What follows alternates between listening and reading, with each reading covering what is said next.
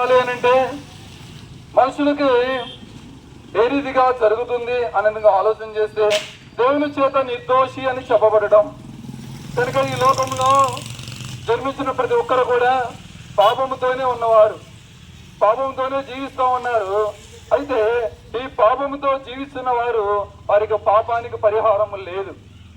అయితే పాపానికి పరిహారం ఏ రీతిగా జరుగుతుంది అంటే పవిత్రులైన వ్యక్తి పాపాత్ములైనటువంటి మానవుల కొరకే రక్తం చిందిస్తే, అదే శ్లోకాల్లో కూడా ఉంటుంది కదా, సర్వ పాప పరిహారం రక్త పురోక్షణ ఆవశ్యకం తద్వారా తద్రక్తం పరమాత్మేన పుణ్యదాన బలియాగం.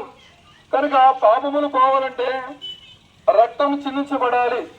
కనుక రక్తం ఎవరి రక్తమై ఉండాలి అంటే పరిశుద్ధులైన రక్తమై ఉండాలి. కనుక ప్రభువైన యేసుక్రీస్తు వారు ఈ భూమి మీదకి పరిశుద్ధుడిగా భూమి మీదకి వచ్చిన వాడిగా ఉంటున్నాడు. అలానే భూమి మీద జీవించినప్పుడు కూడా పరిశుద్ధంగా జీవించిన వాడిగా ఉంటున్నాడు. అదే రీతిగా తన యొక్క భూమి మీద ఉన్నటువంటి జీవితం అంతట్లో కూడా పరిశుద్ధుడిగానే తన యొక్క జీవితాన్ని వెళ్ళబుచ్చిన వాడిగా ఉంటున్నాడు.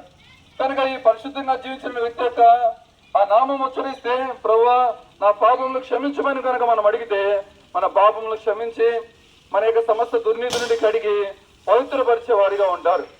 కనుక ఆ రీతిగా ఆయన రక్తం కిందకు వచ్చినట్లయితే ఆయన సంతోషం ఇస్తాడు, శాంతి ఇస్తాడు. ఇక్కడ చెప్పే మేము కూడా పూర్వము శాంతి సంతోషం లేని వారిగానే ఉంటున్నాము. అయితే ప్రభువైన యేసుక్రీస్తు వారిని అంగీకరించి చేత మా హృదయంలో శాంతి వచ్చింది, సమాధానం వచ్చింది. కనుక మేము ఏదైతే పొందుకుంటున్న వారిగా ఉంటున్నాం అదే మీకు వచ్చి పంచిన వారిగా ఉంటున్నాం.